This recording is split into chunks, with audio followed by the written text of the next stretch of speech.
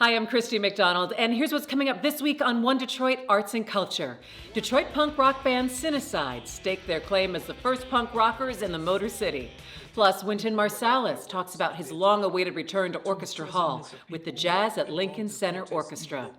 Then, Penny Stamp's Distinguished Speaker Series Director Chrisstina Hamilton on this year's spring lineup of speakers. It's all just ahead on One Detroit Arts and Culture. From Delta Faucets to Behr Paint, MASCO Corporation is proud to deliver products that enhance the way consumers all over the world experience and enjoy their living spaces. MASCO, serving Michigan communities since 1929. Support for this program provided by the Cynthia and Edsel Ford Fund for Journalism at Detroit Public TV, the KRESGE Foundation, Community Foundation for Southeast Michigan. The DTE Foundation is a proud sponsor of Detroit Public TV, among the state's largest foundations committed to Michigan-focused giving. We support organizations that are doing exceptional work in our state. Visit dtefoundation.com to learn more. Business Leaders for Michigan, dedicated to making Michigan a top 10 state for jobs, personal income, and a healthy economy. AAA, Nissan Foundation, Ally, the Fred A. and Barbara M. Erb Family Foundation, and viewers like you.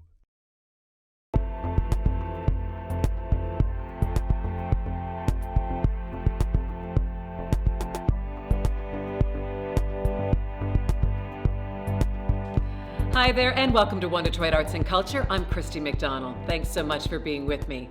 While COVID is keeping us closer to home these days, the creative community is finding ways for artists and groups to survive during this time. And that's why we created One Detroit Arts and Culture, to keep you in touch with performances, music, and cultural events that we love to engage with and really fill our soul. So coming up on the show this week, how dissatisfaction with rock music brought us Detroit punk rock band Cinecyde, and how the DIY rockers have evolved since the 70s.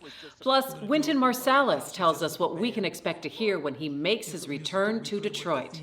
Then, director of the Penny Stamp's Distinguished Speaker Series, Chrisstina Hamilton, shares the series' eclectic spring lineup.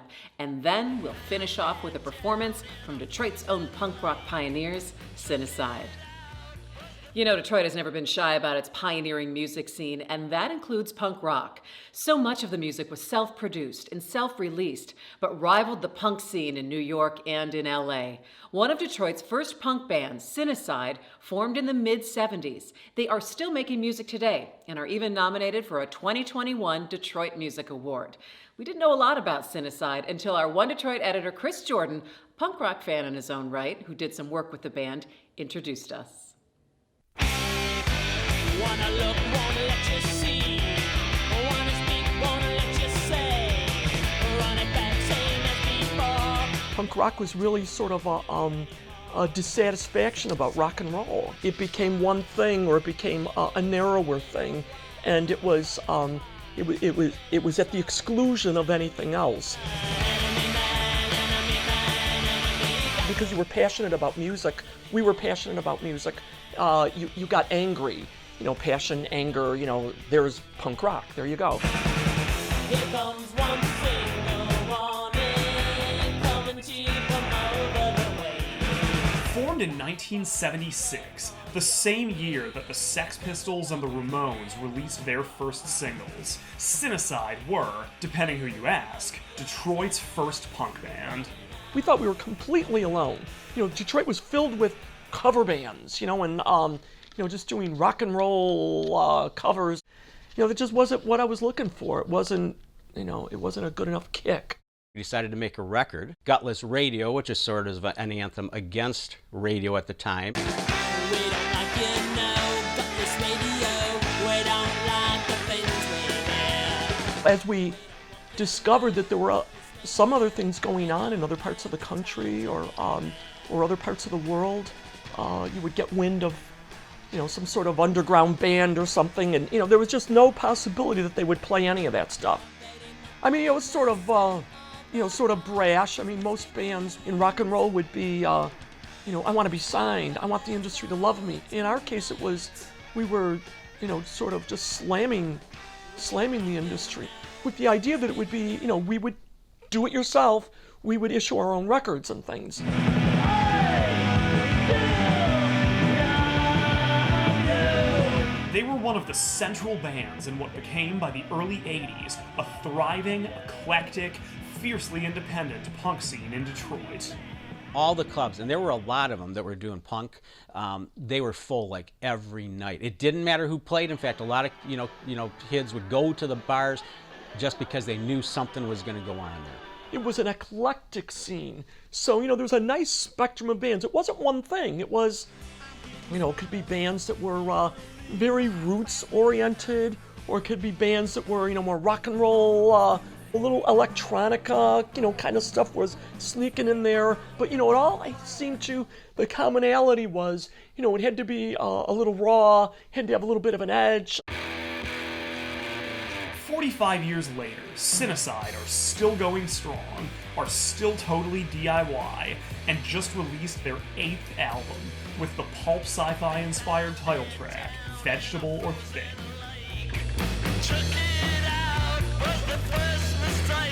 This is a project that we worked on for a while, actually before the pandemic, and then finished it up during the pandemic. Chris Gerard was in the band and played bass with us, and we recorded a lot of that with him in the band, and then he had health troubles, and Chris went on his hiatus, and we always thought that he would end up back in the band, but things did turn for the worse, and he died. Just an amazing guy, a beautiful soul, a great creator. He always had an innovative and interesting way to look at things.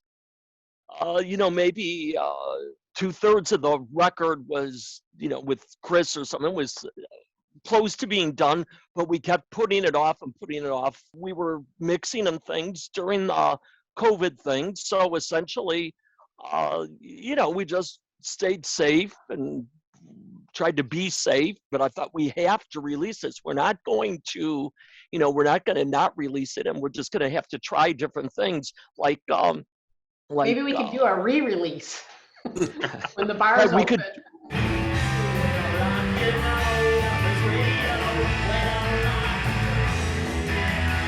So being in the independent music scene, the Detroit punk scene for just about 45 years, how have you seen the scene change, and how has your approach to making punk rock changed?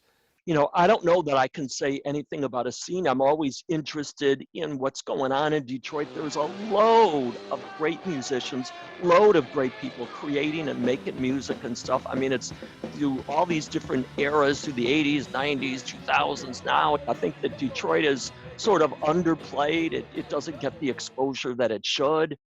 Has your approach to writing punk rock changed? Is it still the same sensibility, the same spirit?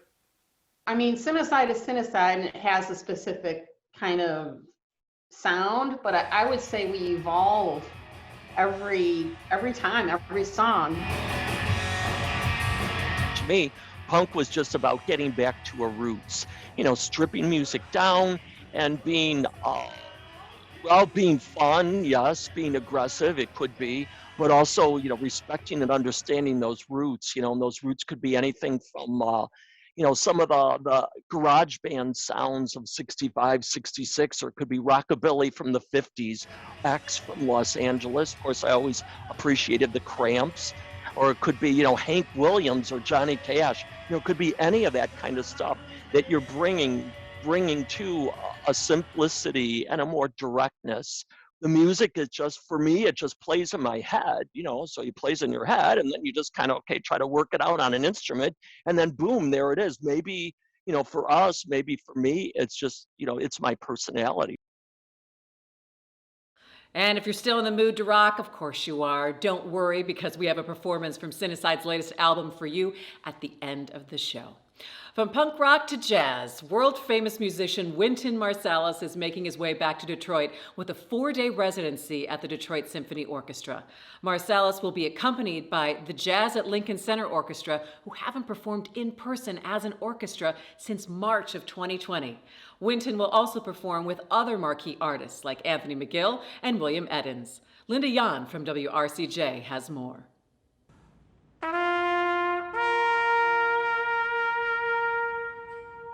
May I say, Mr. Wynton Marsalis, that Detroit loves you madly. Oh, Thank you, Linda. It's great to see you and to talk to you. And you know, I love Detroit. There's so many great musicians come from there, and I had so many great experiences. I always remember the great Marcus Belgrave and all that he contributed. Roy Brooks. I mean, so many great musicians. So you're coming to Detroit. You'll be part of a big residency at the DSO, and I'll just mention it right up front. Kason Belgrave's going to be in that band. That's right. Oh, Kason. Kason is playing with us. I love him. It's like having one of your grandkids or your kid play with you. So we're looking for his guy to get this. It's some hard parts to play too. That prelude, fugues, and riffs. That's a difficult saxophone part. Well, he's got it. He's got it. So when you come to Detroit, and it will be a residency at the DSO for 4 days, as I understand, will you be focusing mostly on the Democracy Suite? No, we're playing a Stravinsky Ebony Concerto, Prelude, Fugue, and Riffs, Bernstein. They're going to be playing a piece that I wrote called Blues Symphony. We're doing a Jazz for Young People's concert. The great Anthony McGill is playing the clarinet solo, so you got to check him out. He's unbelievable. We're doing different educational activities with the DSO Civic Youth Ensemble, and we're just going to be in the house playing. We're going to do a concert just with the band of different music that we play with the theme of freedom. We might play some of the Democracy Suite also. Now, I know people can go to your website, Wynton, and they can hear you talk about it, but I think it's important. And can you talk about the Democracy Suite for Detroit? Well, it has 8 movements, and each movement it looks at the things we've experienced in this time, and it uses the language of jazz. It's all instrumental. There are no words, but everything from just the determination and resolve it takes for people who are healthcare workers to do their job, to the presentness of people who are involved in protests, even though we're in a pandemic, risking their health and putting their social concerns above their own safety in some instances, to the loss of loved ones in this time that you don't get a chance to visit with and sit with, to Black Lives Matter, the slogan that everybody has heard and knows different things that it signifies, to the period before the election when mailboxes were bouncing away. Like, you know, your postmaster general is making your mailbox disappear. So I see the irony and the humor in that, to the feeling of people just out in the street getting down, doing their thing, the different types of parade, music, and that kind of human will to find a groove no matter how bad the circumstance is. And that's a few of the movements, and there are others.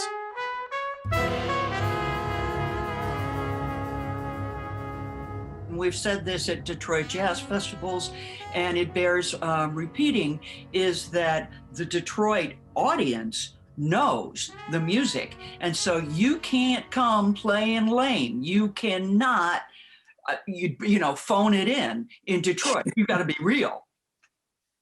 You know, I played it at, the first time I played in Detroit was with Art Blakey.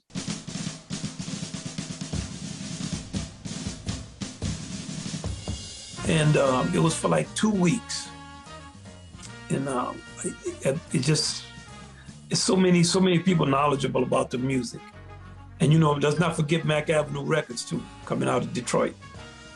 I mean, Detroit is,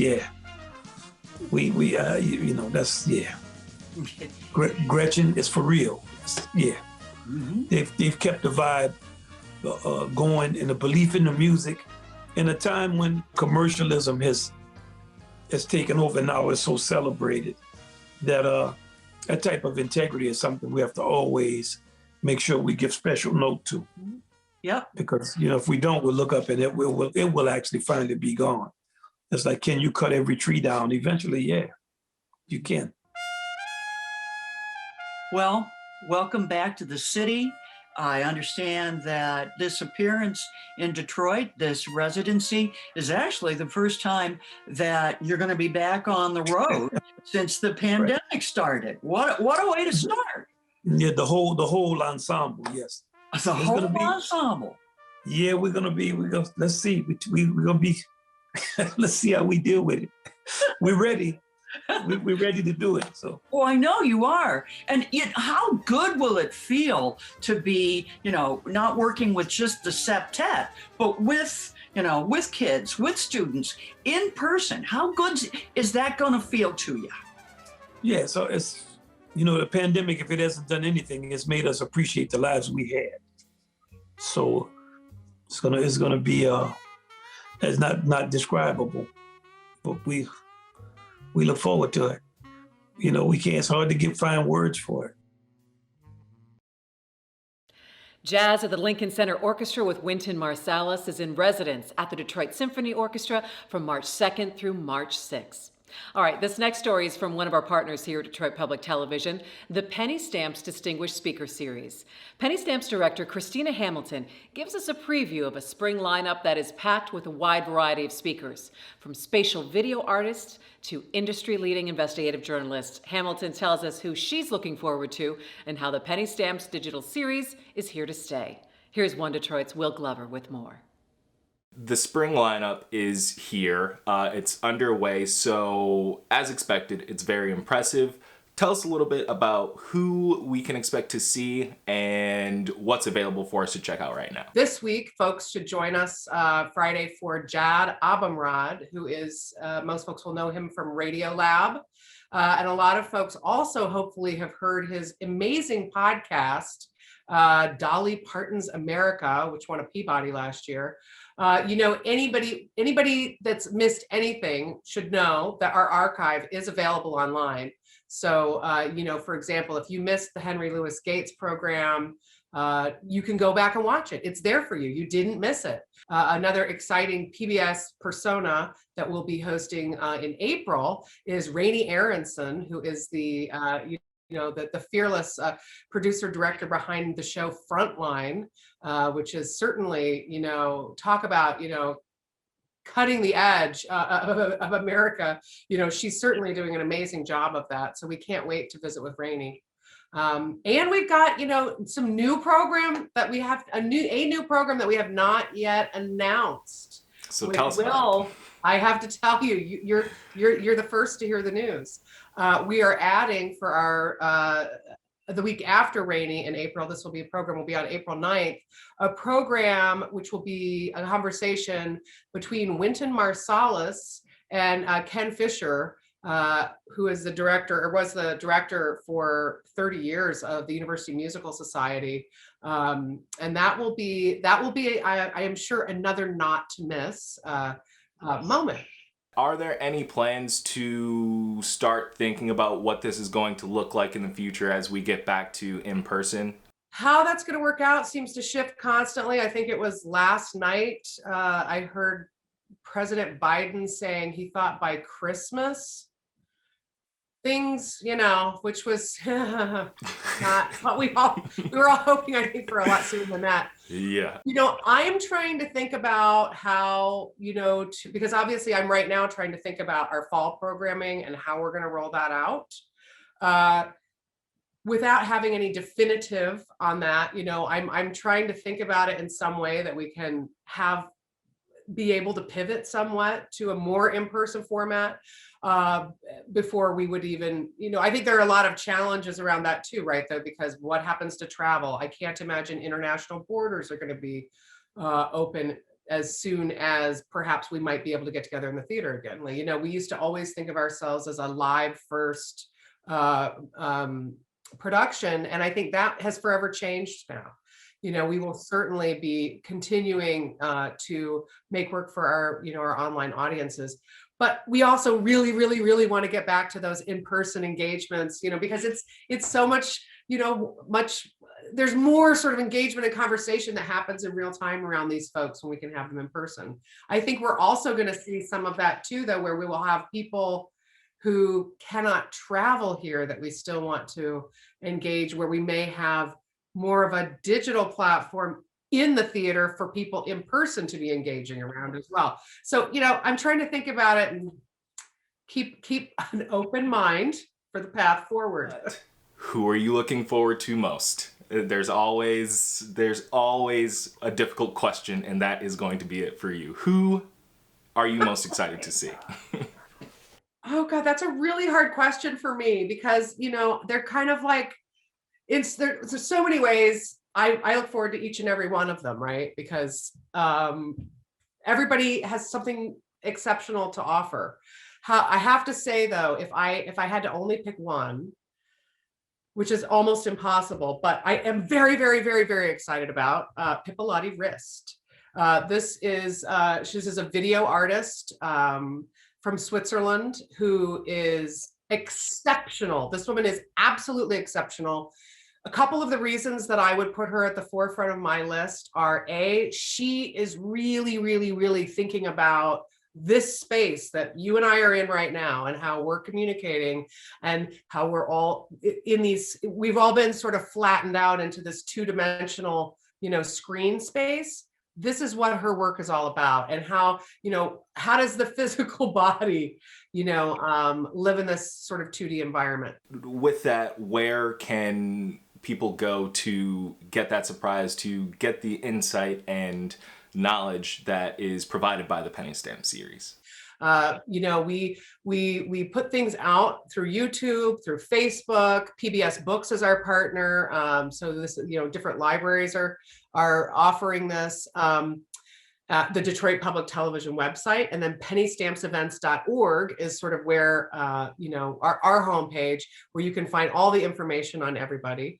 And all programs are released Friday nights at 8 p.m. And then are available, in our archive after that for on-demand viewing.